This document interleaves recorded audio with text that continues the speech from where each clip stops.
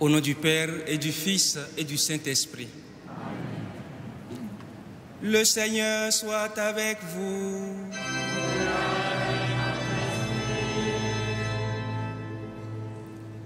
Chers frères et sœurs dans le Christ, je vous souhaite la bienvenue au pied de Notre-Dame. Nous avons la joie de célébrer ensemble le Seigneur ce soir. Je salue ceux et celles qui se joignent à nous à cette célébration par KTO Télévision. Aujourd'hui, nous rendons grâce à Dieu pour deux de nos évêques auxiliaires de Paris, Monseigneur Renaud de Dinchien et Monseigneur Éric de Moulin-Beaufort, dont c'est l'anniversaire d'ordination épiscopale. Nous allons prier pour eux et nous disons aussi merci à Dieu pour la mission qu'ils accomplissent. Ce jour est aussi un jour particulier pour l'Église universelle qui aujourd'hui honore la bienheureuse Mère Teresa. Au cours de cette Eucharistie, nous allons aussi implorer son intercession afin que notre cœur converti soit davantage sensible à l'injustice, à la pauvreté, à tout ce qui manque, est perte et qui empêche les uns et les autres de progresser dans cette joie que le Christ a établie pour nous. J'ai aussi la joie de célébrer cette Eucharistie avec mes chers pères, le père Jacques de Longeau que vous connaissez bien, et le père Maquet-Ton, professeur au grand séminaire Saint-Gall de Ouida au Bénin, et le père Pierre Anderson, curé des paroisses Saint-Hyacinthe du Lorrain et Saint-Pierre et Paul du Marigot en Martinique. Nous portons aussi en cette Eucharistie leurs intentions. Gardons un moment de silence et implorons la miséricorde de Dieu.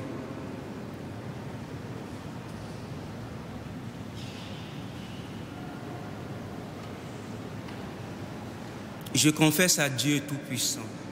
Je reconnais devant mes frères que j'ai péché en pensée, en parole, par action et par omission. Oui, j'ai vraiment péché. C'est pourquoi je supplie la Vierge Marie, les anges et tous les saints, et vous aussi, mes frères, de prier pour moi, le Seigneur notre Dieu. Que Dieu Tout-Puissant nous fasse miséricorde, qu'il nous pardonne nos péchés et nous conduise à la vie éternelle.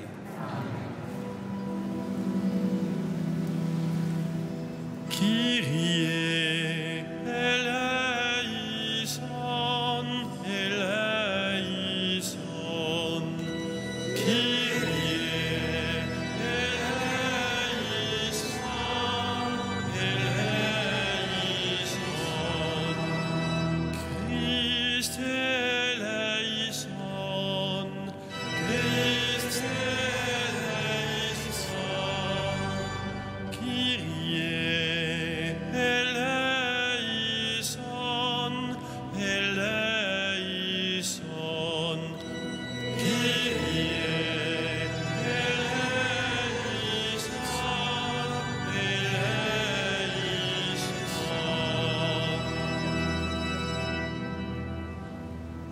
Prions le Seigneur.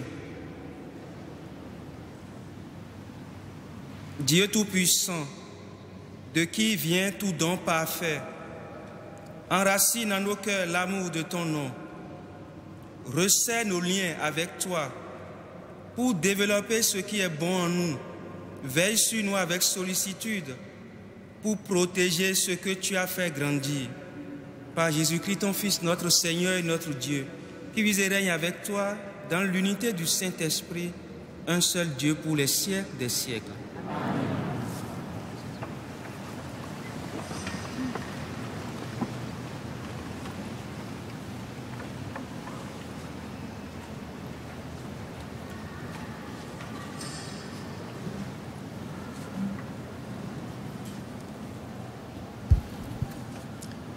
Lecture de la première lettre de Saint Paul, apôtre aux Corinthiens. Frères, il faut que l'on nous regarde seulement comme les serviteurs du Christ et les intendants des mystères de Dieu. Et ce que l'on demande aux intendants, c'est en somme de mériter confiance. Pour ma part, je me soucie fort peu de votre jugement sur moi ou de celui que prononceraient les hommes. D'ailleurs, je ne me juge même pas moi-même. Ma conscience ne me reproche rien, mais ce n'est pas pour cela que je suis juste. Celui qui me juge, c'est le Seigneur. Alors, ne portez pas de jugement prématuré, mais attendez la venue du Seigneur, car il mettra en lumière ce qui est caché dans les ténèbres, et il fera paraître les intentions secrètes. Alors, la louange qu'il revient à chacun lui sera donnée par Dieu. Parole du Seigneur.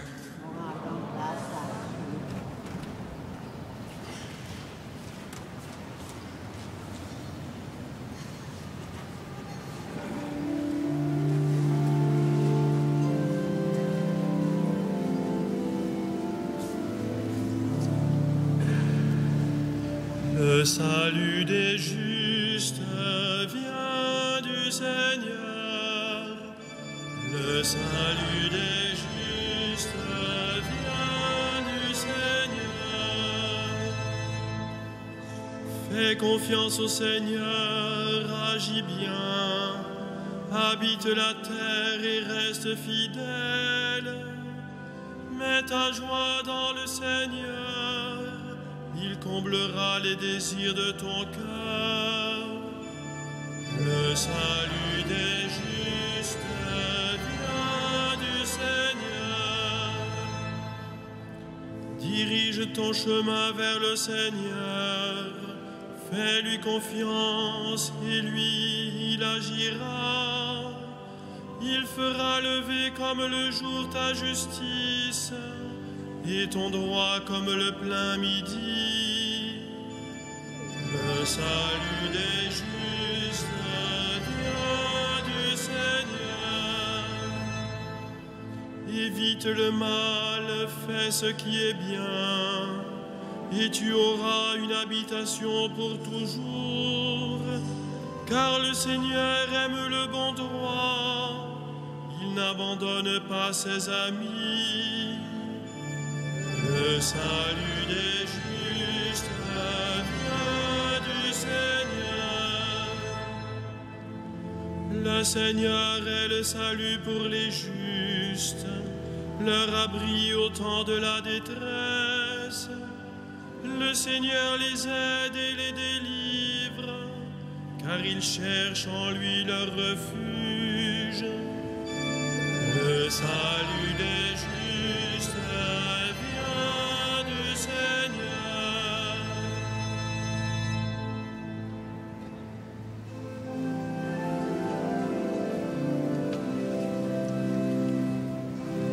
Alléluia, Alléluia, Alléluia. Alléluia, Alléluia, Alléluia. Soyons dans la joie pour l'alliance nouvelle. Heureux les invités aux noces de l'agneau. Alléluia, Alléluia, Alléluia.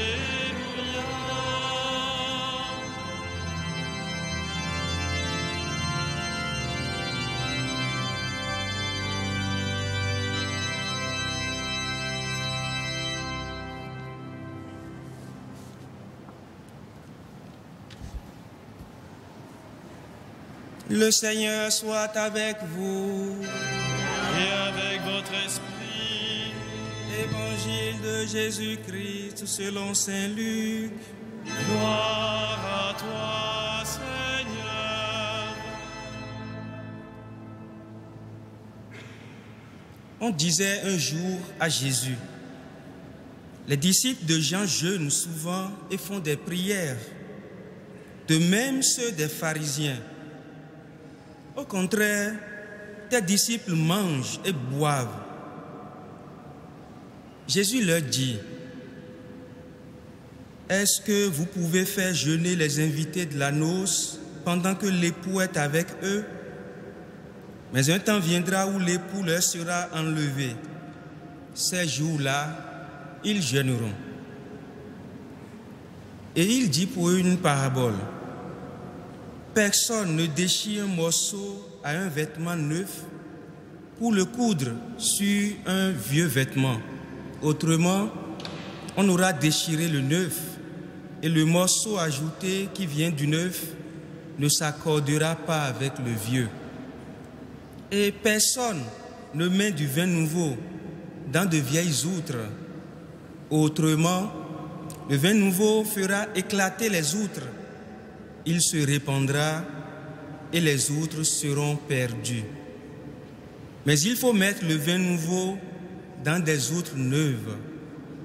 Jamais celui qui a bu du vieux ne désire du nouveau, car il dit, c'est le vieux qui est bon. Acclamons la parole de Dieu. Louange à toi, Seigneur Jésus.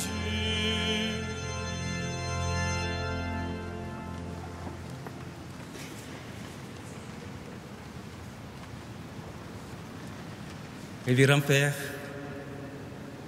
et vous, chers frères et sœurs dans le Christ, voilà, quand on est dans l'attente de l'époux, on peut jeûner pour demeurer éveillé, mais une fois que l'époux est là, on fête, on danse et on vit avec lui. Permettez-moi d'essayer de traduire un proverbe béninois. Voilà, je vais essayer. On dit, quand les yeux ont vu quelque chose de façon empirique et évidente, alors ce n'est plus la peine d'aller consulter le phare. Le phare, c'est l'oracle. Les disciples, dans notre contexte, n'étaient plus dans l'attente parce qu'ils étaient déjà avec l'époux, le Messie. Ils ont trouvé le chemin, la vérité, la vie, et c'est pourquoi ils se comportent autrement. Ils ne se comportent plus comme les autres. Ils se réjouissent, ils s'émerveillent, ils s'étonnent aussi et ils se laissent aller. Mais un temps viendra, comme l'a dit lui-même Jésus dans sa réponse, où cet époux leur sera enlevé. Alors, à ces moments-là, ils jeûneront. Et désormais, le temps de jeûne sera pour eux un temps d'attente et de préparation pour accueillir la nouveauté que le Messie apporte. Je crois, chers amis, que la quintessence de ce texte, de cette péricope, tourne autour de cette nouveauté-là. Avec un nouveau outre neuve, Luc attire notre attention sur le nouveau qui est advenu. Ce vin nouveau, comme nous le savons, c'est le Christ. Tout à l'heure, à l'autel, devant nous, ce vin deviendra son sang que nous allons boire. Il nous appelle à le recevoir dans une outre neuve. Alors simplement aussi, nous pouvons comprendre que cette outre, c'est nous. Cette outre neuve se veut alors nous, nouveaux, c'est-à-dire nous avec un cœur nouveau, un cœur converti qui reçoit ce vin qui est nouveau. Sinon, si nous recevons ce vin qui est nouveau dans une outre qui est vieille, ce qui risque d'arriver, comme le texte le dit d'ailleurs, c'est que l'outre va s'éclater. Quand nous sommes dans des états de non-conversion ou quand nous sommes en contradiction claire avec, je vais dire, tout ce qui constitue les constituants de cette outre, alors nous sommes éclatés. Quand nous sommes chrétiens et que nous venons le recevoir dans sa nouveauté et que nous sommes toujours avec le vieil homme, nous sommes souvent éclatés. Nous sommes partout, à la fois et nulle part. Nous sommes dans tout, nous sommes à gauche, nous sommes à droite. Nous ne sommes pas bien constitués. Alors, à vin nouveau, outre neuve, c'est un appel à la conversion que nous recevons en ce jour. Ne pas rester figé sur l'ancien, sur nos vieilles certitudes et habitudes, mais nous ouvrir à la nouveauté, nous laisser nous déplacer de nos certitudes pour aller à cette nouveauté, pour aller explorer cette nouveauté. Et comme nous le lisons dans le texte, quand on a goûté le vieux, alors on se dit que c'est le vieux qui est bon. On n'a pas l'élan nécessairement d'aller vers le nouveau. Alors Jésus nous envoie en confiance vers le nouveau, avoir le courage d'explorer le nouveau. Sinon, on risque de s'enfermer sur le goût de l'ancien et on demeure dans cette fausse croyance que l'ancien est nécessairement le bon. Je voudrais juste convoquer Saint Paul à ce niveau-là, qui vient nous illustrer ce que Jésus attend de nous à deux niveaux différents. Le premier niveau concerne un peu la doctrine de la justification chez Saint Paul.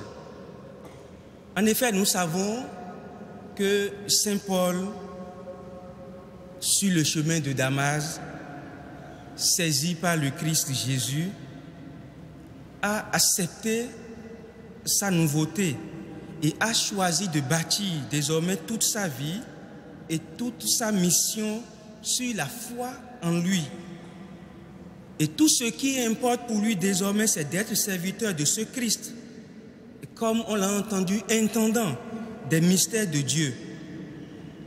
Il se soucie peu du reste, des jugements des hommes et même de son jugement à lui-même. Il se livre corps et âme au Christ, principe et finalité de son existence. Et désormais, il renonce donc au paraître que procure l'accomplissement d'œuvres de la loi. Paul était dans cet accomplissement-là, les œuvres de la loi. Voici ce qu'on doit faire. Voici ce qu'on doit être pour, voilà. Mais à la rencontre du Christ, il s'est laissé déplacer de cet élan. Et désormais, ce qu'il a choisi, c'est le Christ lui-même. Et il dit que ce Christ qu'il a choisi, lui suffit. Il a choisi le crucifié, ressuscité. Car c'est lui seul qui justifie. Comme je viens de le dire, ce faisant, Paul a quitté le paraître et il a choisi enfin d'être, parce que le paraître fausse l'être. Et je crois que ce premier point est très important pour nos chers amis. Il suffit de s'abandonner au Christ, de le choisir, d'oser goûter à ce nouveau vin, de l'accepter dans sa vie. Et puis nous pouvons nous lâcher. On peut lâcher prise. Et on sera mieux chrétien parce que lui, il est là en nous et c'est lui qui nous pousse à agir. On n'est plus là à tenir compte de ce que les gens disent nécessairement autour de nous. Les commentaires, tout ce qu'on dit. Nous ne devons plus tenir compte de nous-mêmes non plus. Parfois, nous avons un regard très négatif sur nous-mêmes, si bien que nous n'avons pas d'élan à la mission. Paul, lui, il a choisi le Christ et il ferme les yeux sur le reste parce qu'il sait qu'une fois le Christ en lui, tout le reste, il le fera bien. Je pense là à Saint Augustin. Aime et fais ce que tu veux. Tant qu'il est là, on peut se lancer parce qu'on sait qu'il est là avec soi. Le deuxième point que je retiens chez Paul, c'est que dans ce texte, aux Corinthiens, mais Paul dit quelque chose. Il dit, ma conscience ne me reproche rien.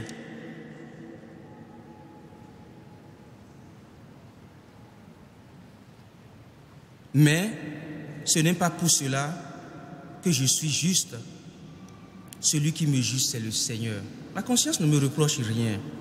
C'est vrai, de temps en temps, il y a plusieurs qui se réfugient, je dirais, dans cette religion de la conscience.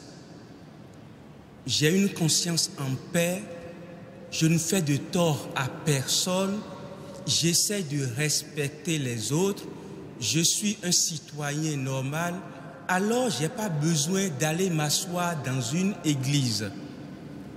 Le Seigneur descend directement en moi et cela me suffit. C'est vrai, c'est très important d'avoir une conscience juste et normale, une conscience qui ne nous reproche rien, c'est important.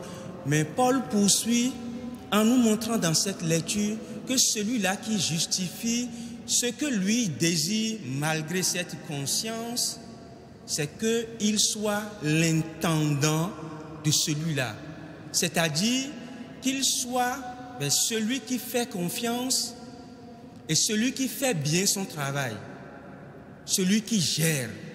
Et je crois que cela doit nous pousser à quitter ces conforts dans lesquels nous nous établissons et qui ne nous envoient pas en mission.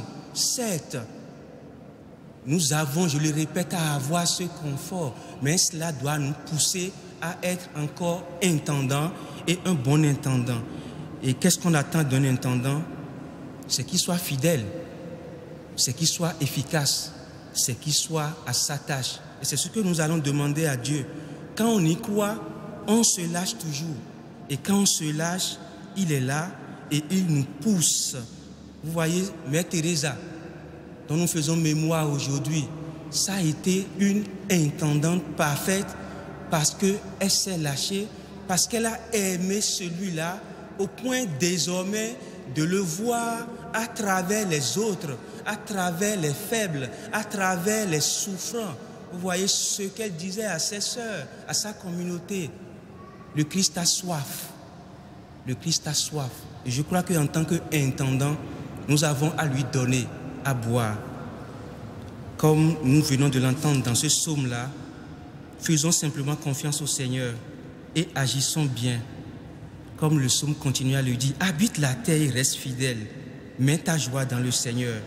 Il comblera les désirs de ton cœur. Que Dieu nous y aide. Amen.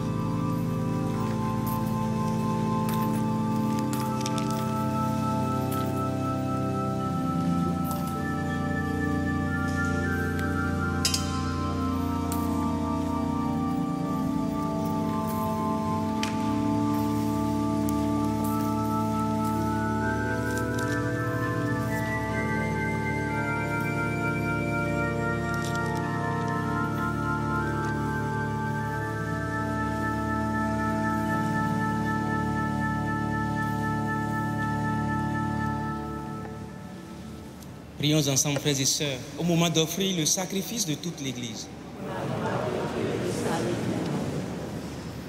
Que l'offrande eucharistique, Seigneur, nous apporte toujours la grâce du salut. Que ta puissance accomplisse elle-même ce que nous célébrons dans cette liturgie. Par Jésus le Christ, notre Seigneur. Le Seigneur soit avec vous. Et avec votre esprit. Élevons notre cœur. Nous le tournons vers le Seigneur. Rendons grâce au Seigneur notre Dieu. Cela est juste et bon. Vraiment, Père très saint, il est juste et bon de te rendre grâce, toujours et en tout lieu, par ton Fils bien-aimé Jésus-Christ. Car il est ta parole vivante par qui tu as créé toutes choses.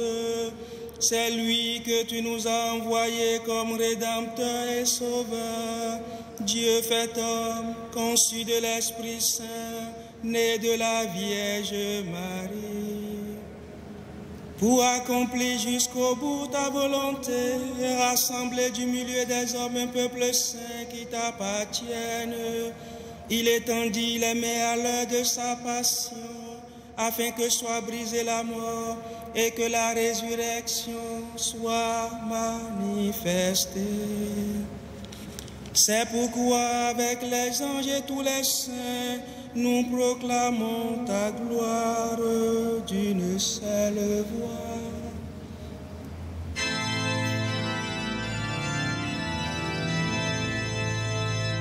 Saint, Saint, Saint, le Seigneur, Dieu de l'univers, le ciel et la terre sont remplis de ta gloire. Hosanna au plus haut des cieux, béni soit celui qui vient au nom du Seigneur. Hosanna au plus haut des cieux.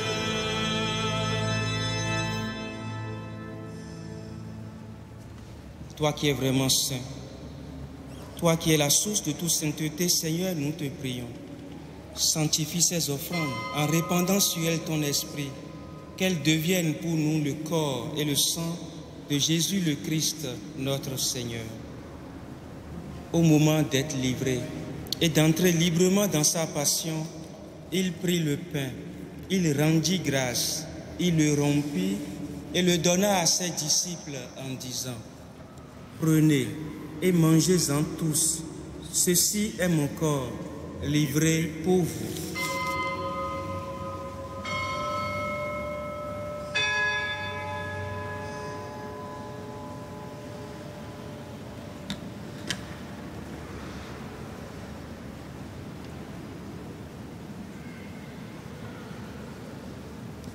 De même, à la fin du repas, il prit la coupe. De nouveau, il rendit grâce et la donna à ses disciples en disant: prenez et buvez-en tous, car ceci est la coupe de mon sang, le sang de l'alliance nouvelle et éternelle, qui sera versé pour vous et pour la multitude en rémission des péchés. Vous ferez cela en mémoire de moi.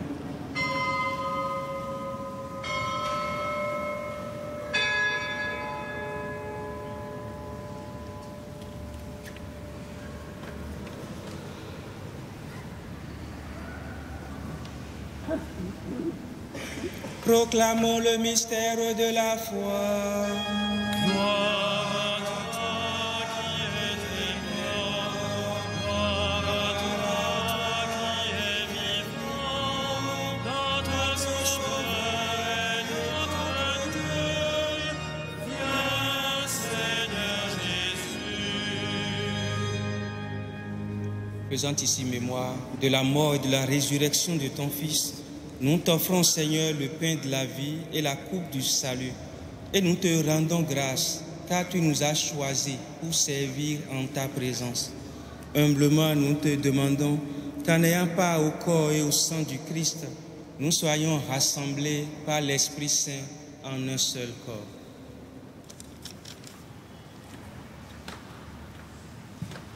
Souviens-toi, Seigneur, de ton Église répandue à travers le monde.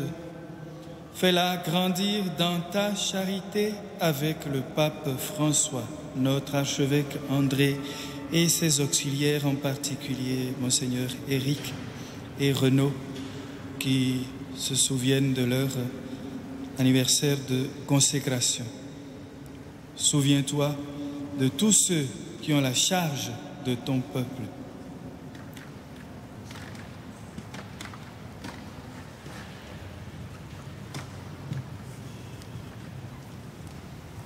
Souviens-toi aussi de nos frères qui se sont endormis dans l'espérance de la résurrection et de tous les hommes qui ont quitté cette vie, particulièrement Jean-Pierre. Reçois-les dans ta lumière auprès de toi.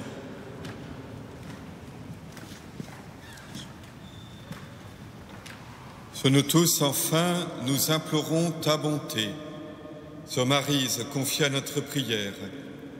Permets qu'avec la Vierge Marie, la bienheureuse Mère de Dieu, avec Saint Joseph son époux, avec les apôtres, avec la bienheureuse Mère Teresa de Calcutta et les saints de tous les temps qui ont vécu dans ton amitié, nous ayons part à la vie éternelle et que nous chantions ta louange par Jésus-Christ, ton Fils bien-aimé.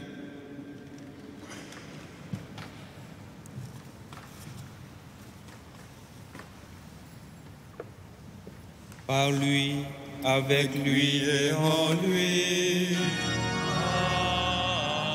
Amen. À toi, Dieu le Père Tout-Puissant, dans l'unité du Saint-Esprit. Amen.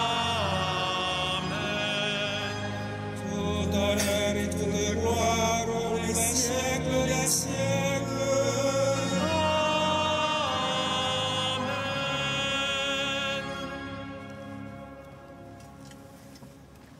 Unis dans le même esprit, redisons, chers amis, la prière que Jésus nous a enseignée. Notre Père, qui es aux cieux, que ton nom soit sanctifié, que ton règne vienne, que ta volonté soit faite sur la terre comme au ciel. Donne-nous aujourd'hui notre pain de ce jour. Pardonne-nous nos offenses, comme nous pardonnons aussi à ceux qui nous ont offensés. Et ne nous soumets pas à la tentation, mais délivre-nous du mal. Délivre-nous de tout mal, Seigneur, et donne la paix à notre temps. Mets ta paix dans nos cœurs. Par ta miséricorde, libère-nous du péché. Rassure-nous devant les épreuves. En cette vie, nous espérons le bonheur que tu promets et l'avènement de Jésus-Christ, notre Sauveur. Car c'est à toi qu'appartiennent le règne, la puissance et la gloire pour les siècles des siècles. Seigneur Jésus-Christ, tu as dit à tes apôtres, je vous laisse la paix, je vous donne ma paix. Ne regarde pas nos péchés, mais la foi de ton Église. Pour que ta volonté s'accomplisse, donne-lui toujours cette paix et conduis-la vers l'unité parfaite, toi qui règnes pour les siècles des siècles. Amen. Que la paix du Seigneur soit toujours avec vous. Et avec ton esprit. Dans la charité du Christ, donnez-vous la paix.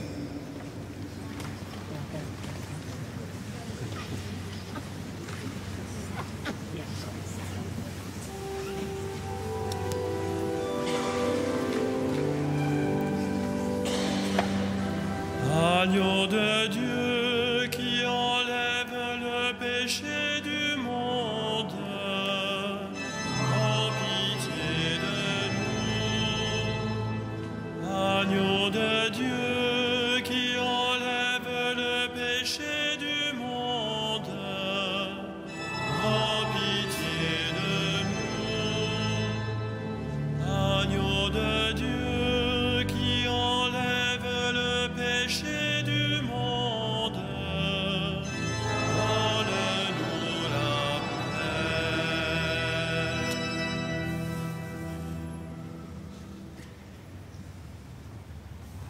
Heureux sommes-nous, frères et sœurs, d'être invités au repas du Seigneur. Voici l'agneau de Dieu qui enlève le péché du monde.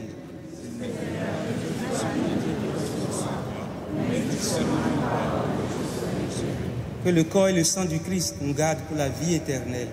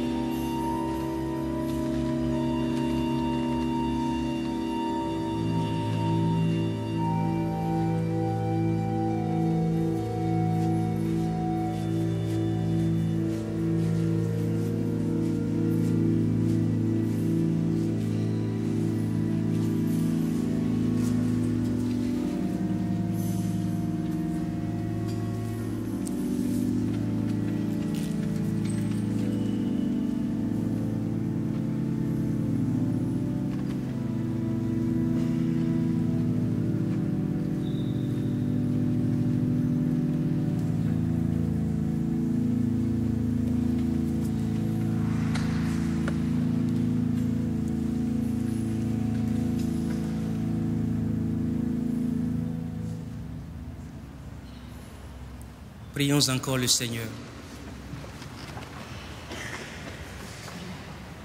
Rassasiés par le pain de la vie, nous te supplions, Seigneur, que cette nourriture fortifie l'amour en nos cœurs et nous incite à te servir dans nos frères, par Jésus le Christ, notre Seigneur. Amen. Le Seigneur soit avec vous. Et que Dieu Tout-Puissant vous bénisse et vous garde, le Père, le Fils et le Saint-Esprit. Allez et demeurez dans la paix du Christ.